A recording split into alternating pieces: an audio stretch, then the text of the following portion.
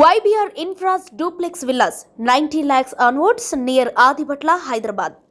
AP రాజధాని అమరావతి విషయంలో YCP voice same పిచ్లోనే ఉందా?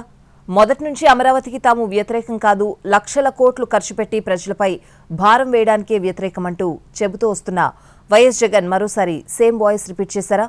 మొదటి విడత ఏం చేశారో చెప్పకుండా రెండో విడత ల్యాండ్ పూలింగ్ చేయడమేంటని వైసీపీ వాయిస్ రేంజ్ చేయడానికి కారణమేంటి? రాజధాని విషయంలో అసలు వైసీపీ స్టాండ్ ఏంటి?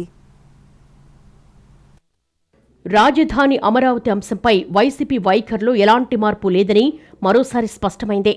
రాజధానికి తాము వ్యతిరేకం కాదని, రాజధాని పేరుతో లక్షల కోట్ల రూపాయల ప్రజాధనాన్ని దుర్వినియోగం చేయడానికే వ్యతిరేకమన్నది వైసీపీ స్టాండ్గా కనిపిస్తోంది. బినామీల కోసమే అమరావతిని భారీ ప్రాజెక్టుగా మార్చి ప్రజలపై అప్పుల భారం మోపాలన్న ప్రయత్నాలను వ్యతిరేకిస్తున్నామంటోంది వైసీపీ. అమరావతి కోసం 11 ఏళ్ల క్రితం తీసుకున్న 33 ఎకరాల భూముల్లో ఆశించిన స్థాయిలో అభివృద్ధి జరగలేదన్న విమర్శలు వారి వైపు నుంచే వస్తున్నాయి.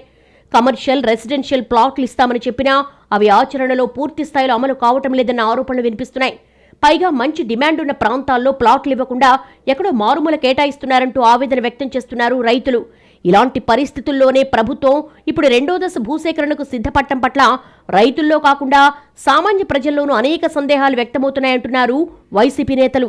వైసీపీ అధినేత జగన్ రాజధానిపై చేసిన వ్యాఖ్యలు పొలిటికల్ సర్కిల్స్ లో చర్చనీయాంశంగా మారాయి. తొలి దశలో భూములిచ్చిన రైతులకే ఇప్పటికీ పూర్తి స్థాయిలో న్యాయం జరగలేదని, అలాంటప్పుడు రెండో దశ ఎందుకని ప్రశ్నించారు జగన్. ప్రతి ఎకరాకు మౌలిక సదుపాయాలు కల్పించాలంటే గతంలో తీసుకున్న భూములు, ఇప్పుడు తీసుకుంటున్న భూములు కలిపి దాదాపు 2 లక్షల కోట్ల రూపాయలు ఖర్చవుతాయని జగన్ లెక్కలు చెప్తున్నారు. అంత భారీ మొత్తాన్ని ప్రభుత్వం ఎక్కడి నుంచి తెస్తుందన్న ప్రశ్నలు లేవనెత్తారాయన. అదే సమయంలో నదీ గర్భంలో రాజధాని నిర్మాణం ఉన్న అంశాన్ని ప్రస్తావించారు జగన్. సుప్రీంకోర్టు కూడా ఇలాంటి నిర్మాణాలకు అనుమతి ఇవ్వదన్న అంశాన్ని లేవనెత్తారు.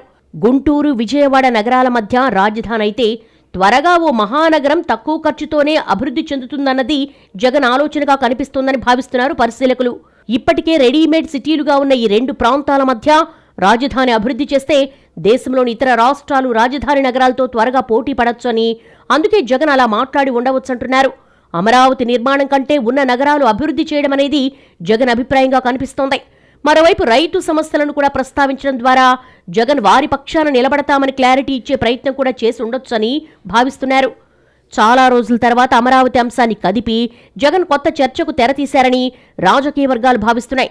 గతంలో కూడా రాజధానిని తాము తరలించాలి అనుకోలేదని, రాష్ట్ర ఆర్థిక పరిస్థితిని దృష్టిలో పెట్టుకుని మాత్రమే శాసన రాజధానిగా అమరావతితో పాటు న్యాయ రాజధానిగా కర్నూలు, ఎగ్జిక్యూటివ్ క్యాపిటల్గా విశాఖను ఏర్పాటు చేద్దామనుకున్నామని కూటమి పార్టీలు రాజకీయ లబ్ధి కోసమే దాన్ని డైవర్ట్ చేశాయని చెప్పుకొస్తోంది వైసీపీ.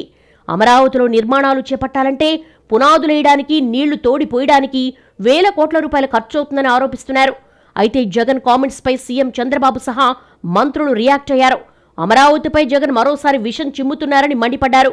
రాజధానిపై జగన్ లేవనెత్తిన ప్రశ్నలు, తీసుకున్న కొత్త స్టాండ్ వైసీపీకి రాజకీయంగా లాభిస్తుందా లేదంటే బూమరాంగ్ అవుతుందో అనేది చూడాలి.